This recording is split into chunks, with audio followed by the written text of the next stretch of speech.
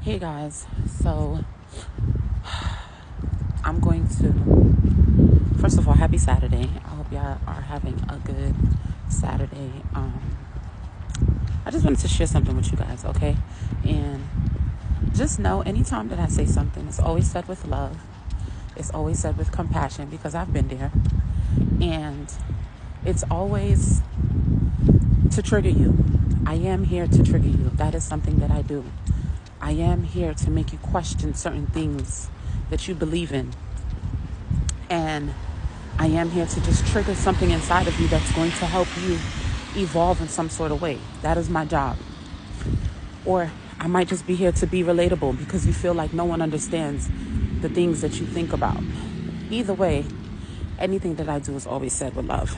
Now, something that I'm going to talk about is that oftentimes when God is trying to uplift us, elevate us, especially if that's something that you're praying for. You're praying for peace.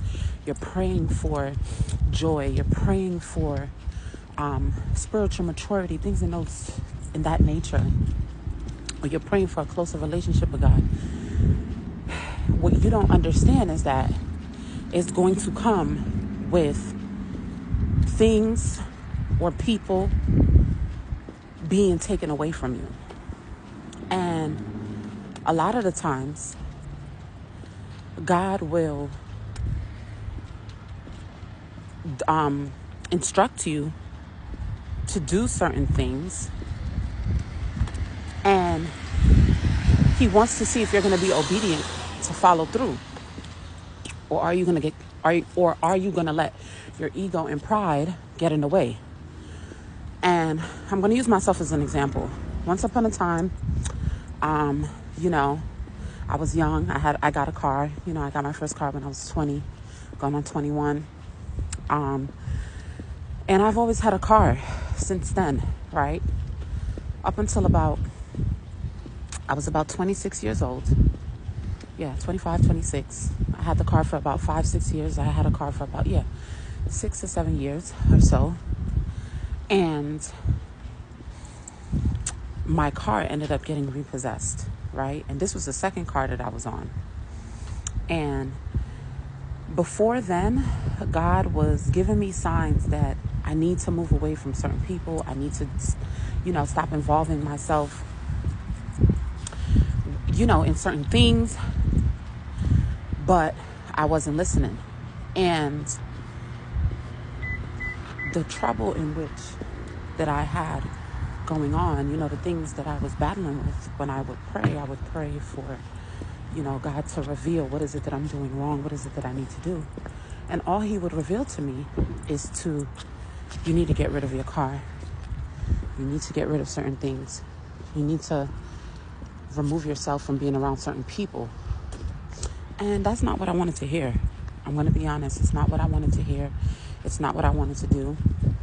But eventually, because I wasn't listening, he forced me to do it. It was just like he backed me up in a corner where I had no choice.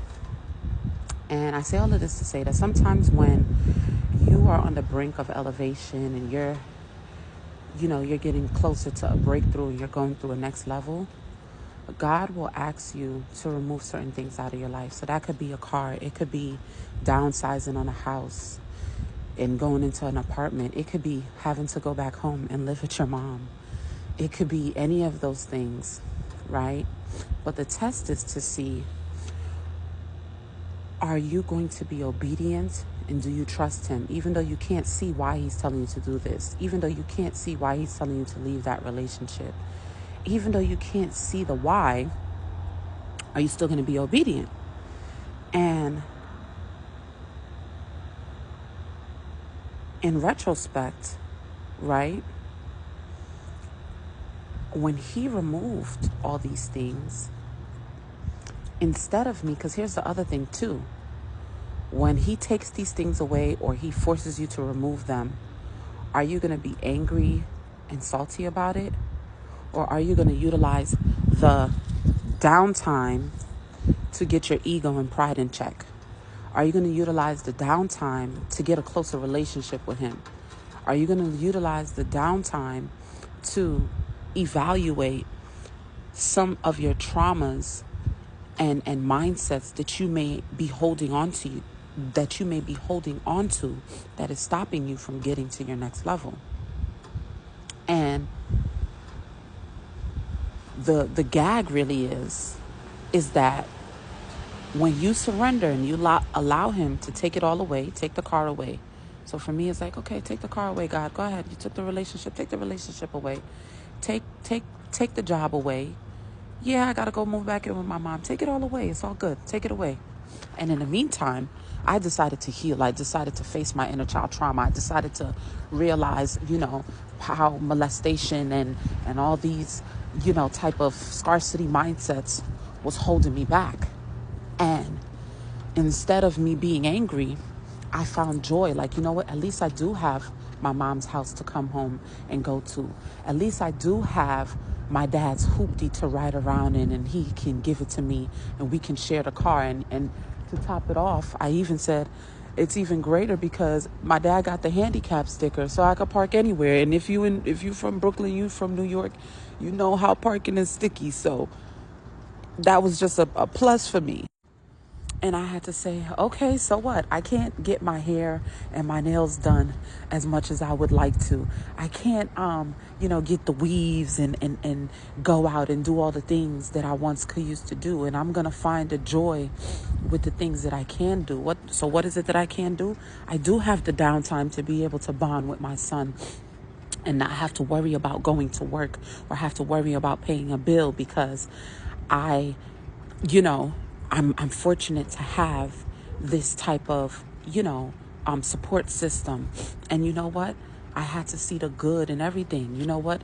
It is good that my mom is living in a safe neighborhood that I could be able to be in with my son. You get what I'm saying? And although I didn't have my own car, at least I could borrow my mom's car sometimes to get certain things done and do certain things that I need to do. And the point that I'm trying to make to you is that if you're going through something right now where God is removing things from your life, he's removing people from your life, he's removing, that could be friends, certain family members, certain, romantic relationship partners.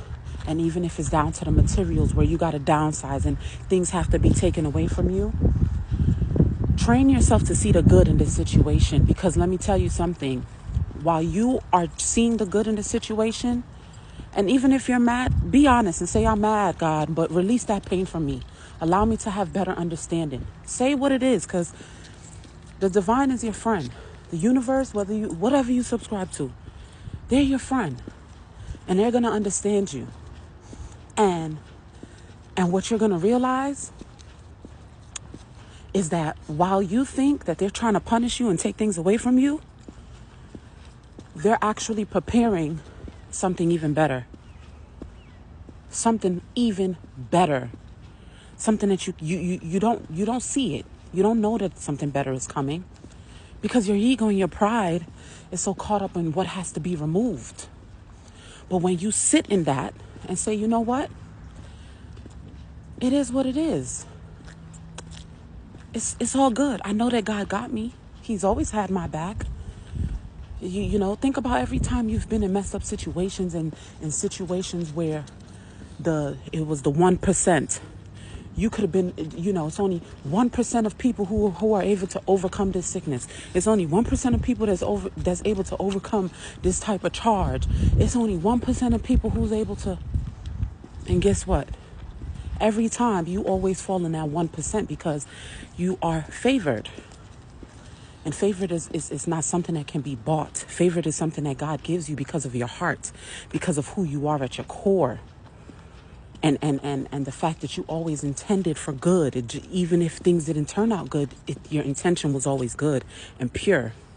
And that's why you will always win. So I say all of that to say, if you find yourself in a position where God is taking things away from you, see things from a different perspective. Allow it to happen so that he can give you the things that is better for you, that's going to elevate you, the things that you've been praying for. And sometimes when you're praying for things, you think it's going to come with the same people around you, and it's not. And that's just the reality. Anyways, peace.